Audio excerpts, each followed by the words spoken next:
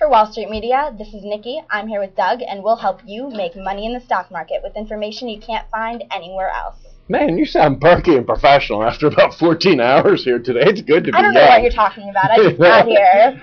Oh, that's right. From the wink, bag. wink. Yeah, I'm not very bright. I let the cat out of the bag.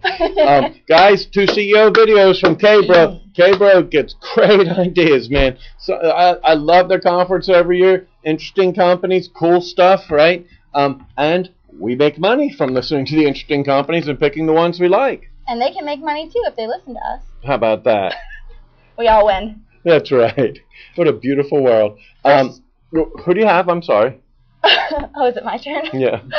We have Steve Berglund, CEO of Trimble Navigation, TRMB, discusses replacing traditional methods with technology, which enables the creation of new applications while extending their capabilities. We are replacing traditional methods of doing things with technology, and as a result, we achieve a much higher level of productivity. We are operating in margins that, or in markets where the penetration rate is low, where there's natural upside to us as a company.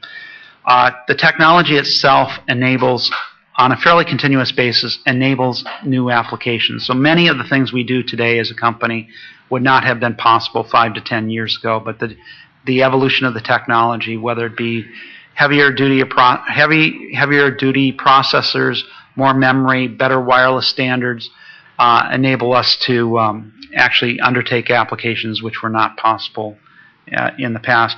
The emerging economies, whether it be in Asia, Africa, Middle East, Russia, pose significant opportunities for us as a company in the engineering construction segment, in the mobile realm, and in some cases in the agricultural segment as well. And then as a company, we pursue adjacencies as basically being our growth path. As we don't expect to enter into completely new territories in the future, but what we're doing is extending our existing capabilities into close-in adjacencies at a fairly low risk level. We're competitively in virtually all of our markets the #1 leader, the market leader in most of our markets. That's based on innovation. Innovation has always been a key element of Trimble. Channel development is usually underrated, but really becomes the key differentiator for us as a company. Technology, in a sense, is the table stakes that lets us play the game. Channel is actually the factor that allows us to win or not to win in the marketplace. Domain expertise, again, these are end user businesses. The more intimacy we can achieve with the customer, the better off we are, and we embed that intimate knowledge into software code that enables high value solutions for them. Hey, these guys are like from the future, man. They are. They make cool stuff. Jarman Mike, did you listen to them? Like Back to the Future. Super high profile. I was talking too much? How dare you? I thought you were on the edge of your seat over there. You no? talk a lot? Whoa. You shut up. These guys make GPS stuff that is accurate, like from space, within 4 inches, so that it can control tractors, and when they're doing like fertilizers and stuff, it does an overlay for the rolls back and forth in the field. And he says it saves oodles of money. Commodity prices are way up, all except for your IPI. But German Mike's kind of, he's going to give IPI to the grandchildren. And he said they have super low penetration in their guidance and flow control business. Interesting company, good one. Yep. Maybe we'll tell you about another one. Yeah, we do have another one. Hint, hint. Hint, hint. I'm going. Ready?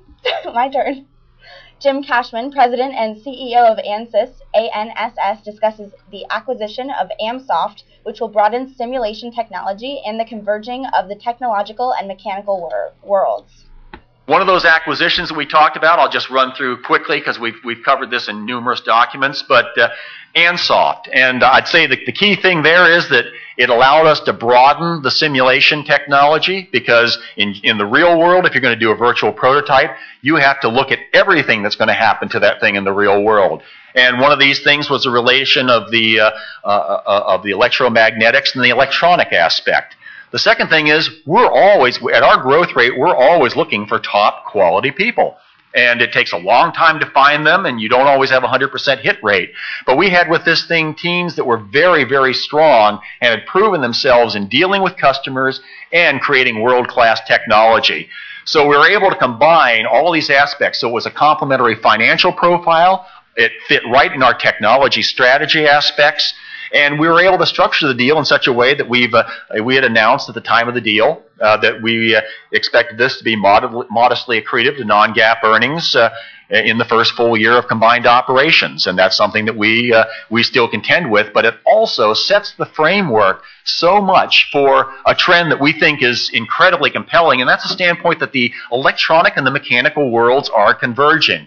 They can't be treated as silos.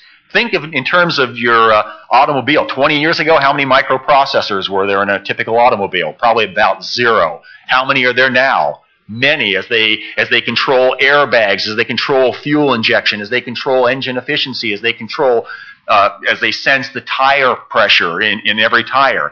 And the same thing is true with everything we look at. So the electronic and mechanical worlds were converging. They were always kind of kept as almost separate silos that would spar back and forth. But I picked this slide just because it was an Ansoft slide, and it would take something that we normally would have thought of as a big, beefy mechanical thing, a Humvee vehicle. But if you look at all the electronic componentry and additional things that are associated with this, they viewed it as just a transport mechanism for all their electronics. I like this guy. Joe and Mike, you would love this guy. He's an engineer, and he says, like, at the beginning, his forward-looking statement was, he says, I'm an engineer. I love this stuff, man. I get excited about this stuff, so I could mislead you by my enthusiasm. There's my forward-looking statement. You know? That's cool stuff. He's from Pennsylvania, so he knows world-class. The 52-week chart looks gorgeous, man. And he says their Ansoft acquisition was a great fit financially, technologically, and they got good people. And he said the electronic and mechanical worlds are converging rather than being separate silos. Like he said, you used to think of just I need something mechanical done on an engineering basis, or I need something done, but they were completely separate. And he said now they're coming together. And he said, like as a good example, think of your car, right, where it's using something electronic to control something mechanical. And he said also 2/3 of the revenues are recurring. So you wake up every January 1st with that in the bank. You know? Sounds good. Yeah, super good stuff. Really good. We're here every day at Wall Street Media. You can find us directly at WSMCO.com. Thanks.